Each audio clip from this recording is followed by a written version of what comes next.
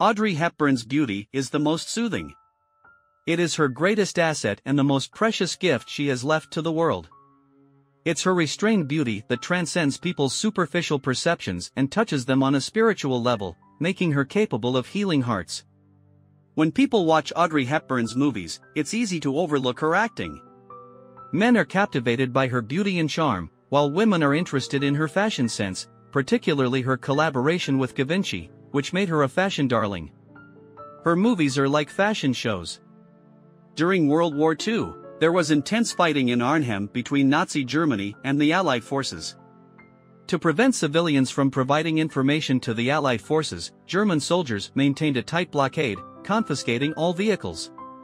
Perhaps because they deemed children inconspicuous, the soldiers spared toy cars and bicycles. To deliver information to the British airborne troops, a young girl courageously rode her bicycle through the blockade, braving artillery fire. She successfully delivered the information to the British paratroopers in a forest outside the city. Surprisingly, she faced no inspection on the way there. However, on her return, luck was not on her side. She was stopped by a German soldier, and her mission was at risk of being exposed, potentially leading to her arrest and execution.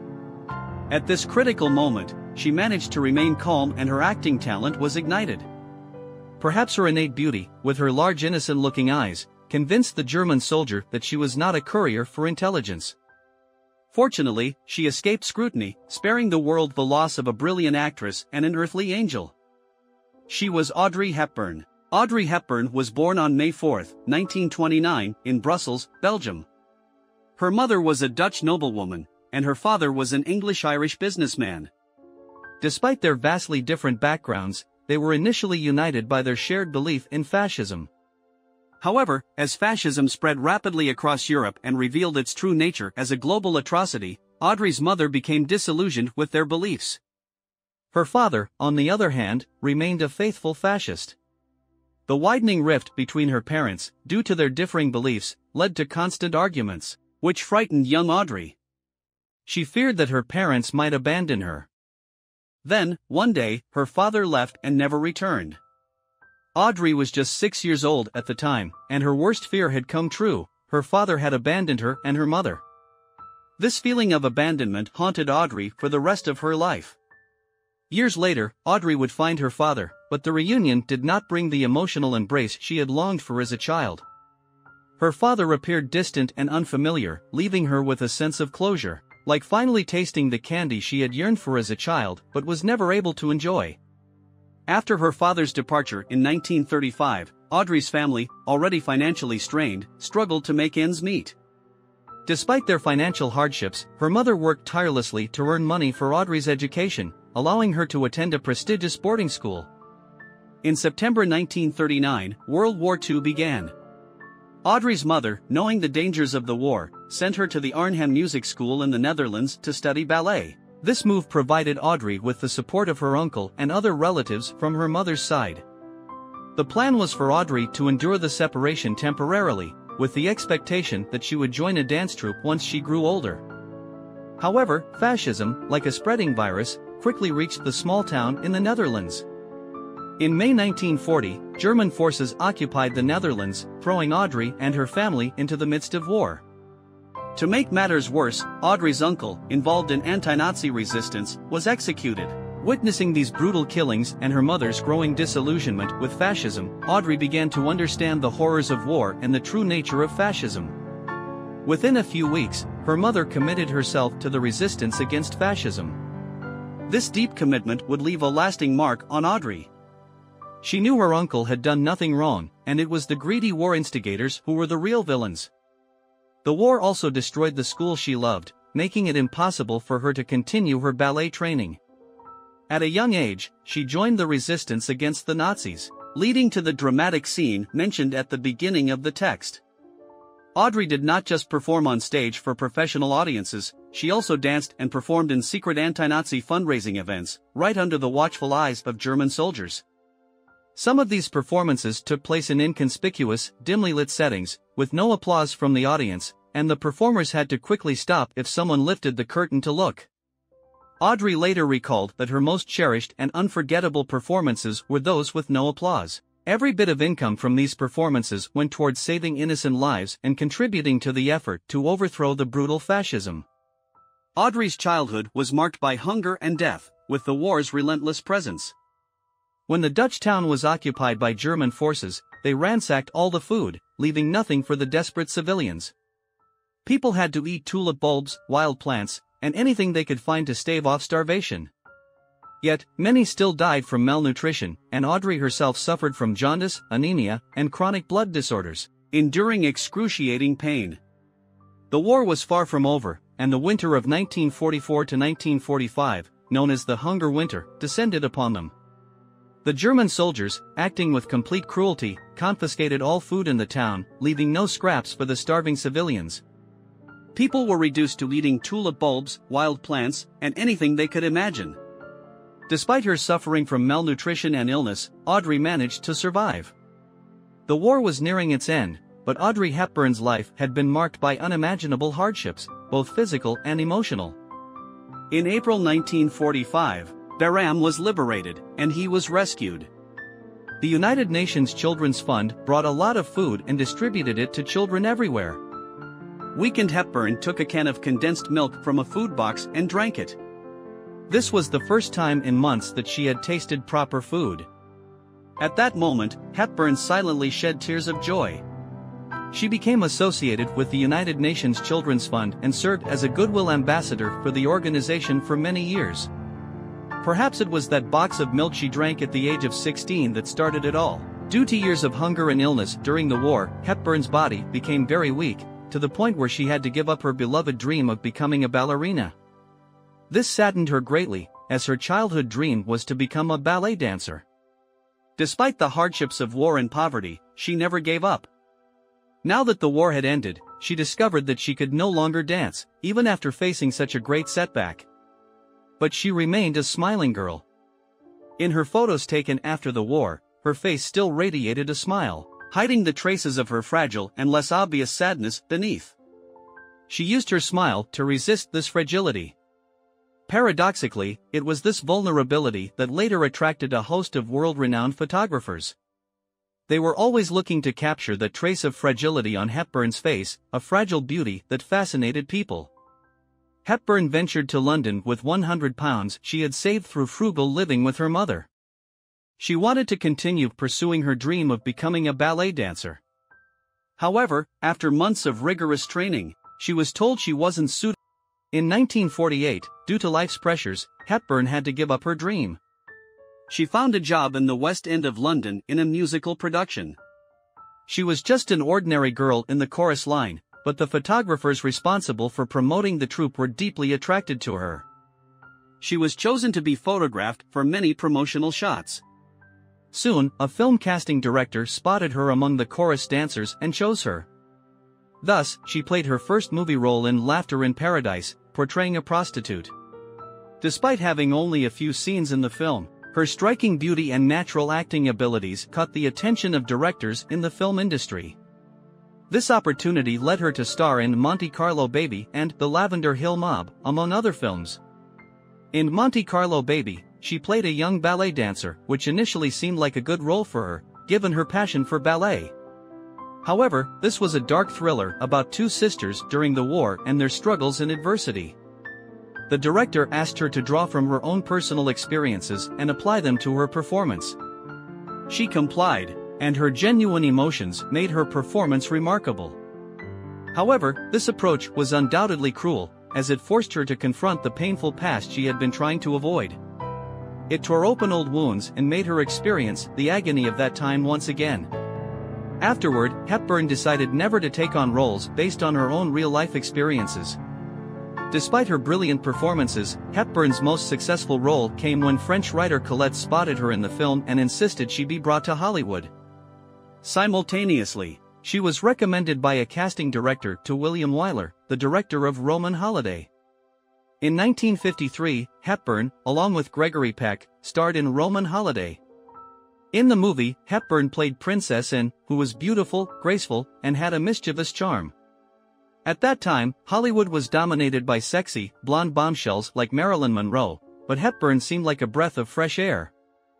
Fortunately, she wasn't ostracized, instead, she gained public recognition. Her unique image captivated people. Even her character's haircut in the movie, which she had done herself at a small shop, was called the Hepburn cut. It quickly became an international fashion trend. Photographer Bob Willoughby, upon first seeing Hepburn, commented, "I've found something extraordinary." He explained that when he observed children, he often saw a kind of purity and innocence untouched by corruption. He felt the same way when he saw Hepburn. At once, Hepburn transitioned from being an unknown actress to a highly sought-after star, and her image was featured in news stories all around the world. Her presence was unmissable in television and newspapers, with praise for her flooding the media. On March 25, 1954, Hepburn won the Academy Award for Best Actress for Roman Holiday. 3 days later, due to her outstanding performance in Undine, she received a Tony Award. At just 25 years old and less than 10 years after struggling with hunger in a basement during the war, she had conquered Hollywood.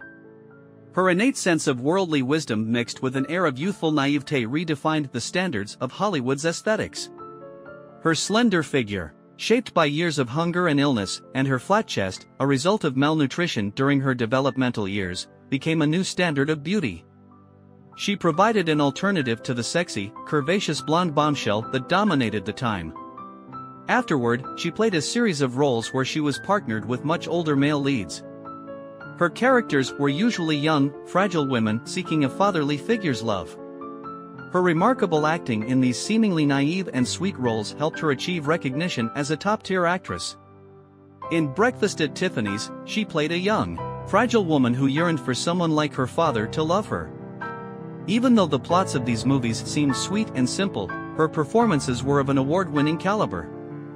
In Breakfast at Tiffany's, her character reluctantly waved her lover goodbye at the train station, pretending not to care.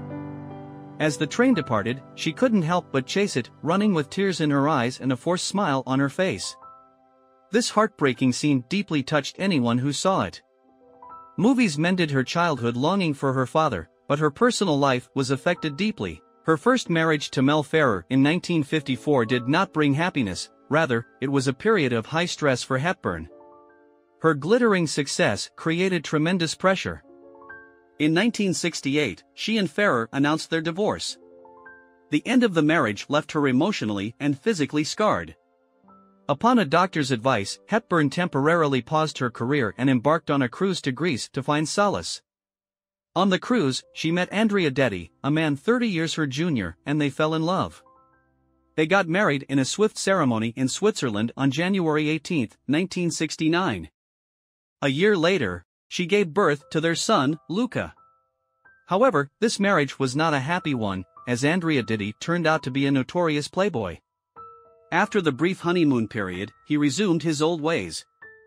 Yet Hepburn held on to the idea that her busy work life had caused the failure of her first marriage, so she continued to work during the second one.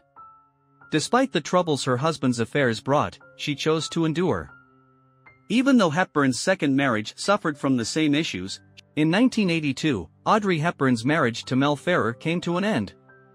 Afterward, Hepburn met Robert Wolders. Disillusioned with marriage, she and Robert, who had recently experienced the loss of his wife, found solace in each other. Over the next decade, the two grew close and Hepburn referred to Robert as her soulmate.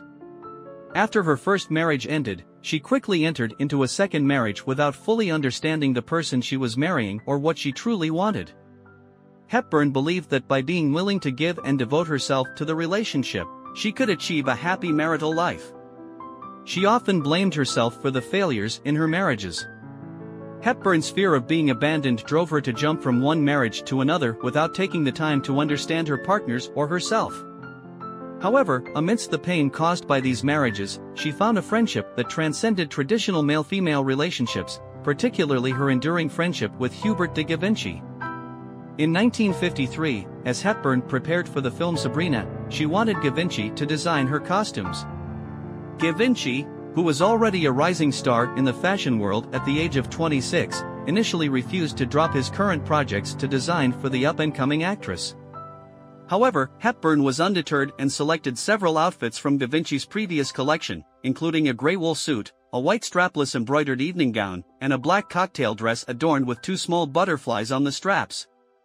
Givenchy was impressed when Hepburn tried on these clothes, and he decided to work with her.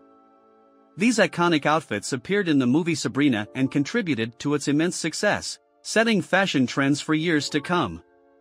Following their collaboration, Hepburn and Givenchy's friendship endured for decades, with Givenchy creating costumes for all of Hepburn's films. This partnership gave rise to timeless classics like the little black dress in Breakfast at Tiffany's, an elegant long gown in Love in the Afternoon, and a simple yet romantic wedding dress. Givenchy even designed Hepburn's wedding dresses. He personally crafted 2 wedding gowns for her. The first one represented a blessing of happiness and his enduring presence in her life. The second gown was also created by Givenchy, and when Hepburn wore it, he couldn't help but feel a deep sense of nostalgia. Givenchy often claimed his affection for Hepburn was not romantic but more like that of a brother. Their partnership was built on trust and shared goals, with Givenchy providing Hepburn with timeless fashion to enhance her film performances.